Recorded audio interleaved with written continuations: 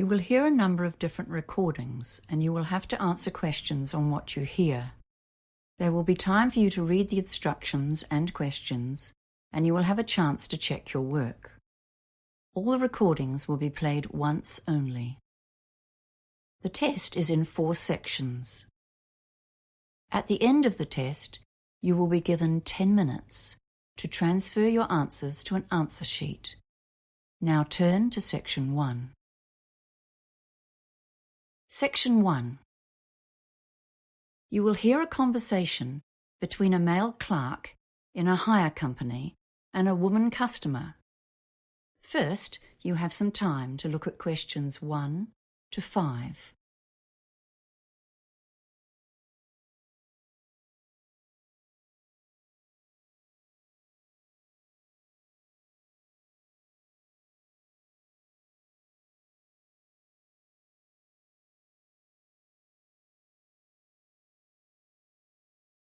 You will see that there is an example that has been done for you. On this occasion only, the conversation relating to this example will be played first. Hello, welcome to Harry's Hire Company. How can I help you? Oh, hi, yes. I've come in to find out about renting stuff for a 21st birthday party. Yes, of course. The customer says she wants to rent equipment for a birthday party. So birthday party has been written in the space. Now we shall begin. You should answer the questions as you listen, because you will not hear the recording a second time. Listen carefully and answer questions 1 to 5. Hello, welcome to Harry's Hire Company. How can I help you? Oh, hi, yes. I've come in to find out about renting stuff for a 21st birthday party. Yes, of course. First of all, what date is the party? It's next Saturday. That was the closest we could get to the actual birthday, which is the 22nd of November. Gosh, it's hard to believe it was 21 years ago.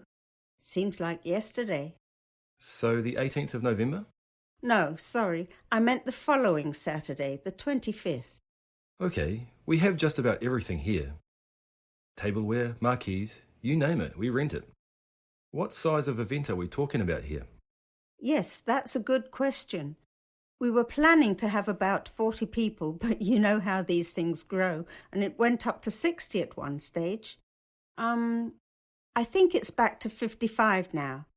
Yes, that's right. It was all getting a bit out of hand. Okay, and what kind of catering and entertainment are you having?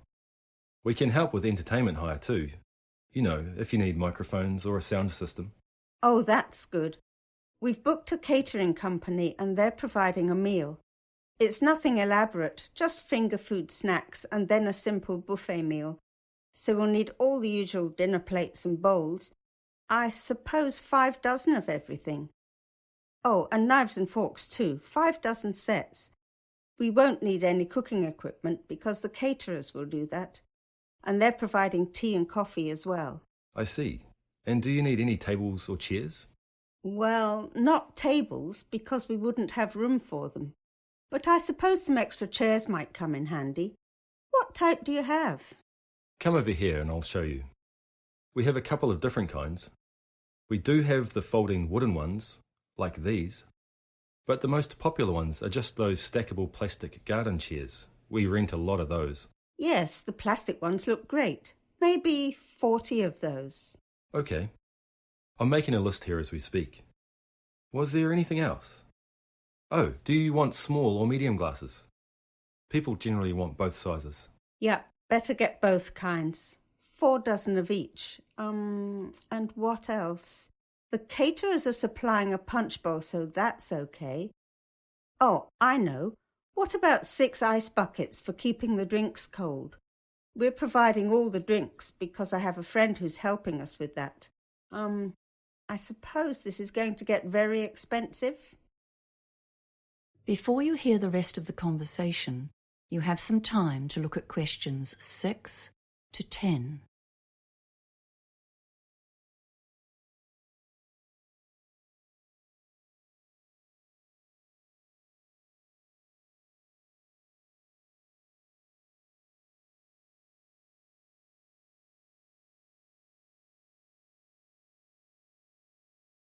Now listen and answer questions 6 to 10.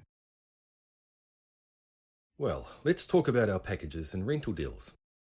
Firstly, what day do you want to collect the equipment?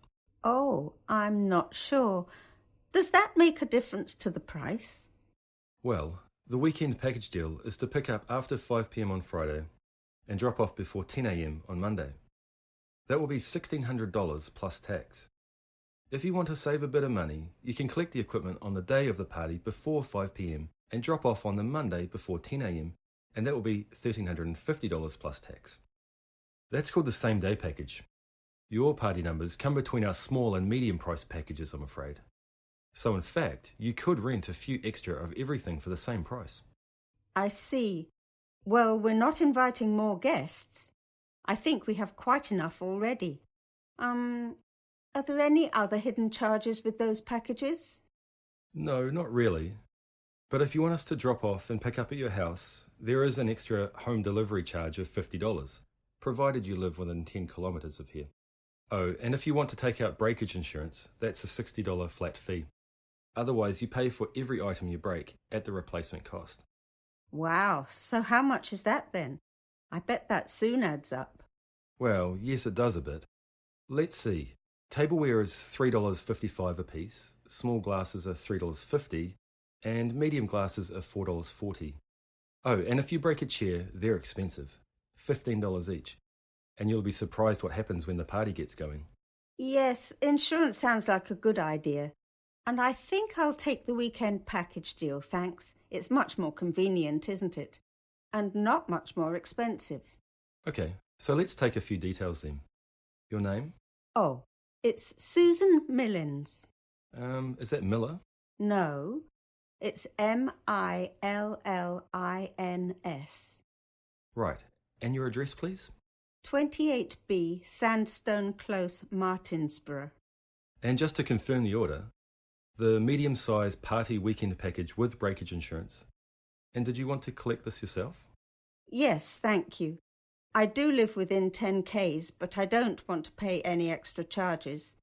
I'll get my son to help me. Okay, we'll need an emergency contact number, just in case anything goes wrong. Oh, and credit card details, of course. Oh, yes, of course. The phone number is 084 398 7695. Okay, thank you. And now the credit card. That is the end of section 1. You now have half a minute to check your answers.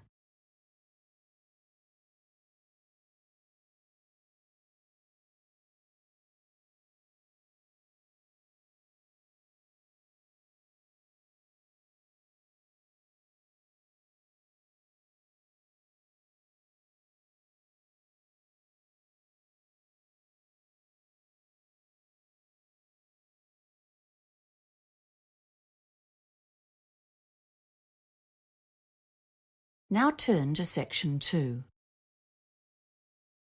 Section 2. You will hear a tour guide talking to a group of tourists who are visiting a cave in Vietnam.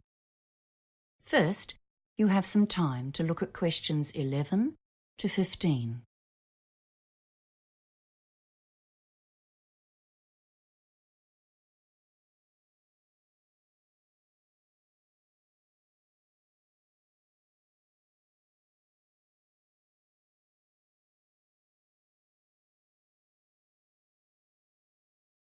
Now listen carefully and answer questions 11 to 15. Good morning, everyone. Welcome to our visit to one of the most famous caves in Vietnam. As you know, this cave is famous for its wildlife, and one of the creatures you will observe in here is the small cave cockroach. They live mostly on the bird and bat droppings that are so plentiful in the caves. The guardrails along the trails are covered with these droppings, and this makes a feast for the cockroaches, so be careful where you put your hands. They will not harm you, but it can be a shock if you touch them. Once you're in one of the main caves, look out for the green centipedes. They will not be on the trail, but can often be seen on the wall close by. They feed on other insects and are fascinating to look at because of their colour and, of course, their many legs. Please do not try to pick one up, though. These centipedes have a very nasty poisonous bite. There are also deep red millipedes. These have a fully rounded shape, and they look like a streamlined, elongated train with 100 or so closely packed legs extending right and left. When you get to the large, high caves, you should look right up above you for the swifts and bats. The bats in this cave are mostly a type of dwarf bat, which are common in this part of the world. They will be clustered high up against the walls, maybe 100 or 200 together. They look like shadows high on the walls of the cave. They are likely to be very quiet right now, but because there are so many of them together, you will have no difficulty identifying them. They sleep all day until they all leave the cave in a massive flock on their nightly hunt for flying insects. The swifts are the creatures you can see flying around during the day, especially if they have young ones to feed. They can navigate in the darkness here and will fly outside in ones and twos at dusk to catch small winged insects like mosquitoes. However, they tend to return before it's pitch black outside, and they do not hunt at night. The swifts make nests, usually higher up on the ceiling of the cave. Before you hear the rest of the talk, you have some time to look at questions 16 to 20.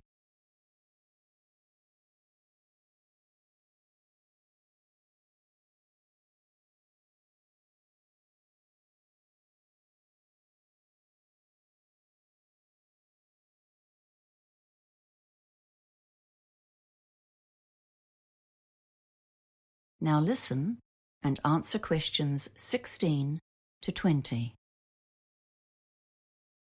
The paths tend to run around the edges of the large caves.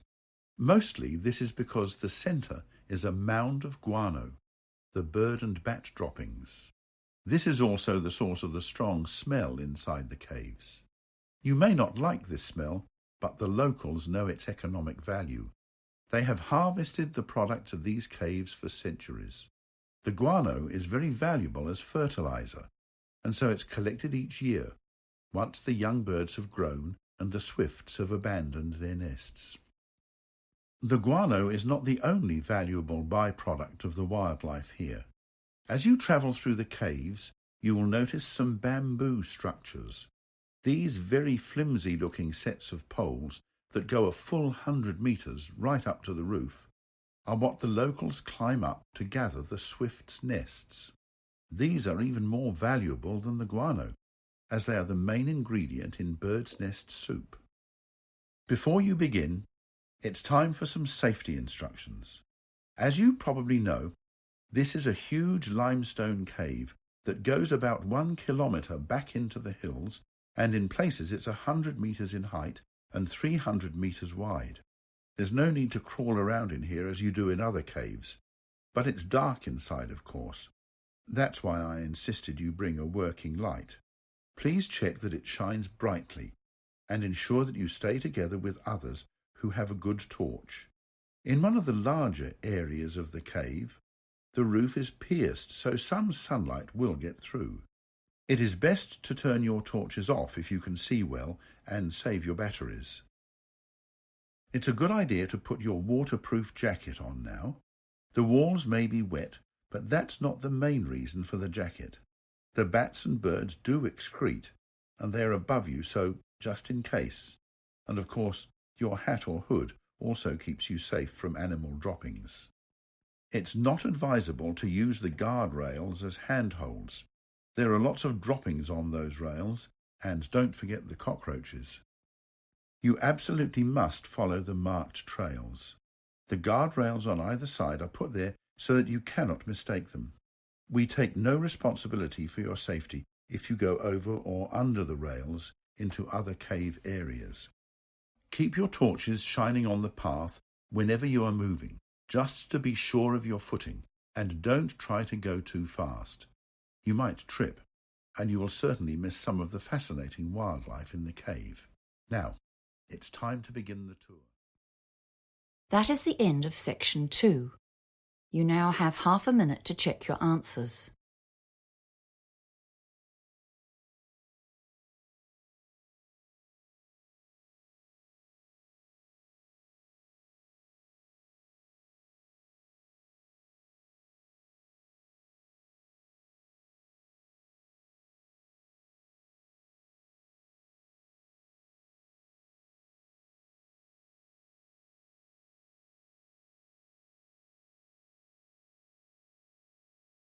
Now turn to Section 3. Section 3. You will hear a conversation between a student called Mary and her tutor, Mr. Hadstone. First, you have some time to look at questions 21 to 25.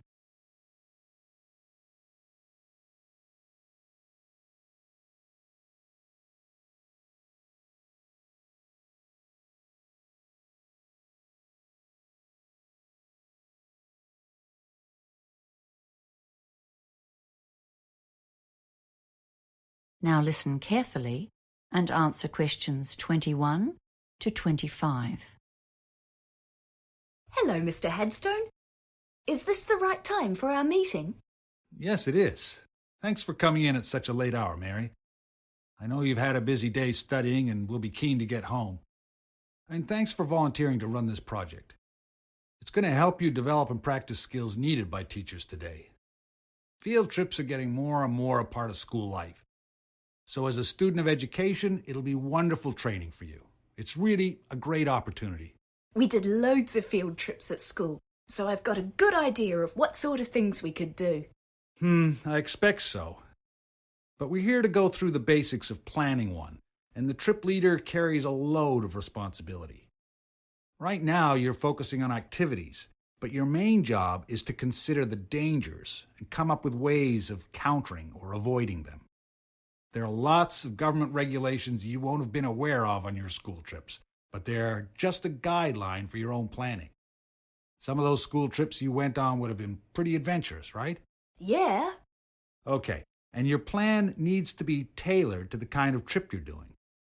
On a well-planned and successfully led adventure trip, we don't often hear of problems, even though sometimes there's bad weather, for example, that a school party has managed to combat. That's because the leader created a well-thought-out hazard management plan. Ah, I thought I'd just be taking my mates out on a trek. Now it's all paperwork. Yes, well, that's why I called you in. We'll work on this together over the next few days. I just wanted to give you a heads up on what you'll need to think about. There are some aspects that every trip needs to consider. What do you think they might be? Well, heavy rain or high winds, I guess, and any dangers in the terrain? Yes, we call those the significant factors. And another important one is the makeup of your group. But you don't need to go overboard. There are some kinds of hazard that you won't need to think about at all. Things like hurricanes, earthquakes, radioactivity, or major diseases such as cancer. The official name for those is unlikely events, because they almost certainly won't happen. Before you hear the rest of the conversation, you have some time to look at questions 26 to 30.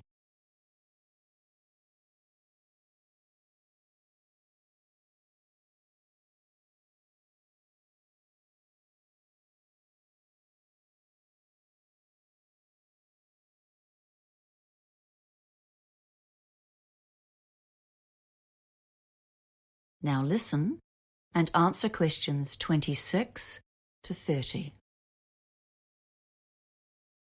Okay, so let's consider the hazards seen as most likely on a field trip into the countryside. Weather causes real problems. Overexposure to the sun or the cold, even the wind, can have a big impact. And of course, the weather can change very suddenly and without warning. Yes, people can get into trouble in the hills if they don't bring extra layers of clothes and a jacket. even if they start walking on a hot day. Oh, and a raincoat too, of course. What's next then? Well, let's think about possible activities and what you might need.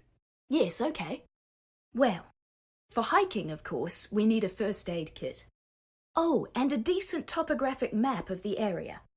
And we need to make sure that more than one person can read it. I've run into lots of difficulties in the past with people who can't identify even major features, like rivers. And some people have no idea about contour lines. And I suppose a compass, too. You'd need to list those. Then there are things that might be obvious but must be written down and considered seriously. For example, if there's a possibility of falling more than 2.5 meters, that's considered life-threatening. And I'm sure you would be aware of problems near the sea, like tides or high waves. And the trouble you can get into where there's a possibility of an avalanche or a mudslide or a flash flood if you're anywhere near rivers. Yes. Well, I was thinking of an adventurous route for this trip. You know, that's always more fun. And it's such a cool feeling when you've achieved something really difficult. Yes, okay, but then you need to consider who's going to be in your party. Don't go and plan things that are beyond the reach of most people, or you're asking for trouble. You need to take into account the physical strength and experience of the party as a whole. When you make your groups, make sure there's at least one person in each one who's been hiking a few times before. Wow! There's a lot to write down, isn't there? I'm really keen to get started now. Well, good, because there's a lot more detail to consider. For now, I'll just mention 2 more of the common hazards for high school trips in particular. Yes? The Ministry of Education website says don't use inexperienced volunteers. And don't allow student drivers to bring their own cars, or to drive anyone else's car for that matter. Well, now I really have something to think about. Thanks, Mr. Headstone. That is the end of section 3. You now have half a minute to check your answers.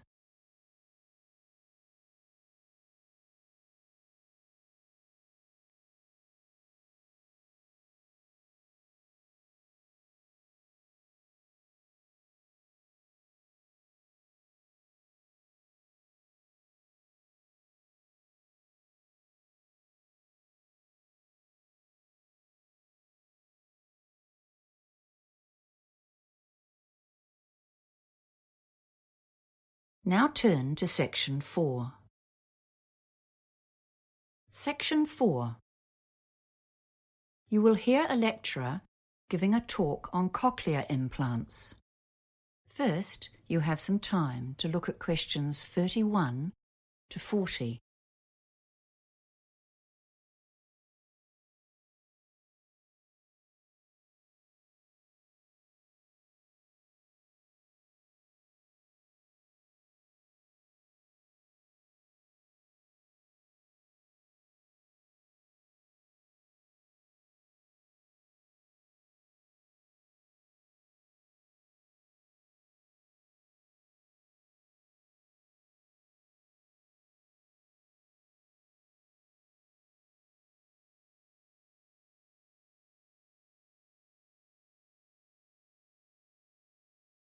Now listen carefully and answer questions 31 to 40.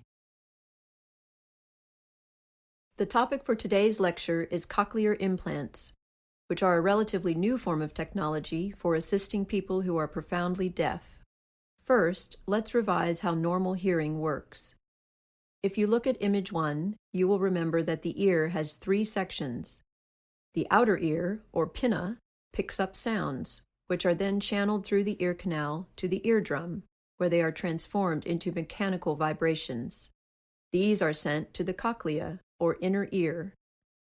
Inside this snail-shaped tube, there are sensory hearing cells that have a variety of functions. The outer hair cells make soft sounds louder and reduce the volume of louder sounds.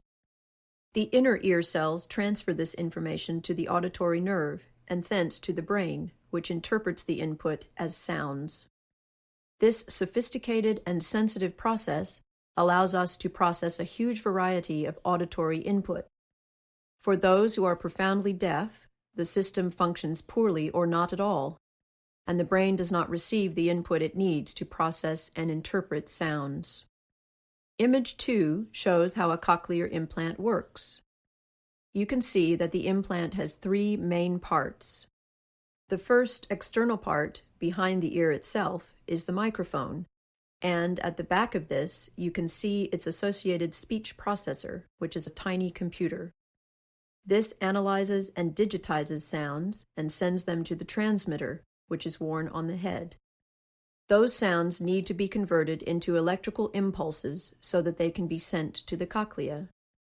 If you look carefully at the image, you can see that just under the skin, directly behind the transmitter, is a surgically implanted receiver. This receives the sounds from the transmitter. It converts these sounds into electrical impulses, which are sent directly to an electrode array that is implanted inside the cochlea itself, thus completely bypassing the ear canal.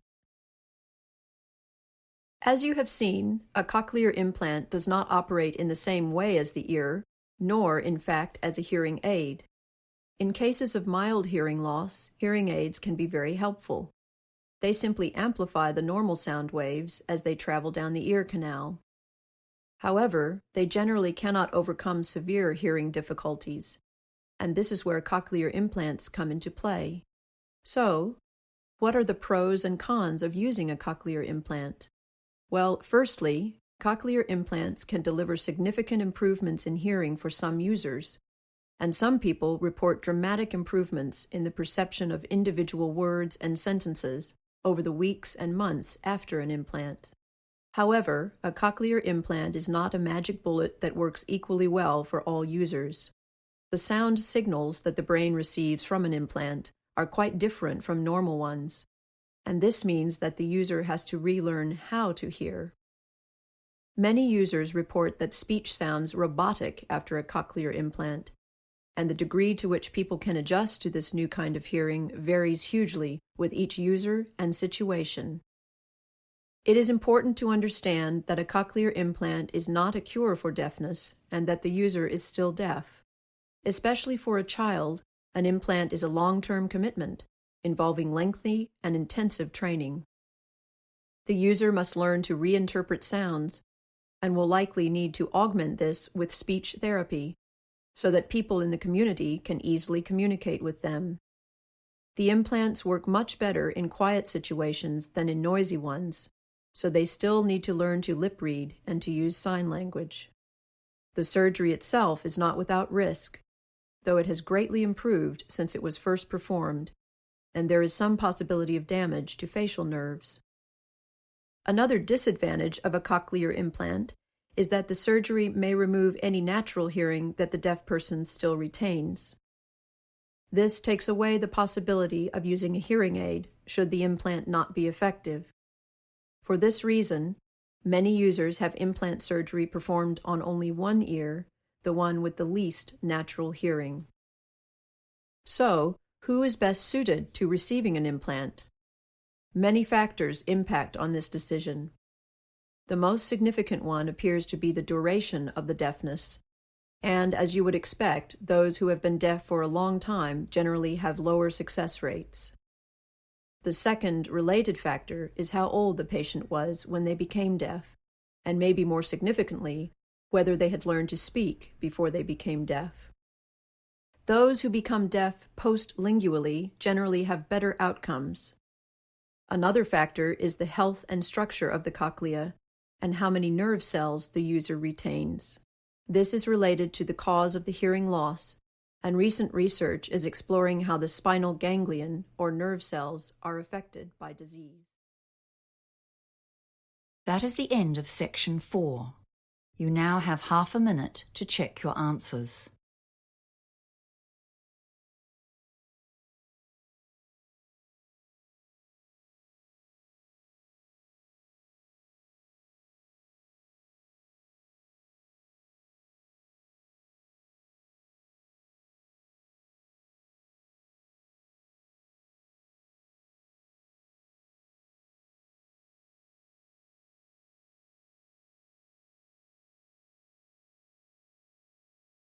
That is the end of the listening test.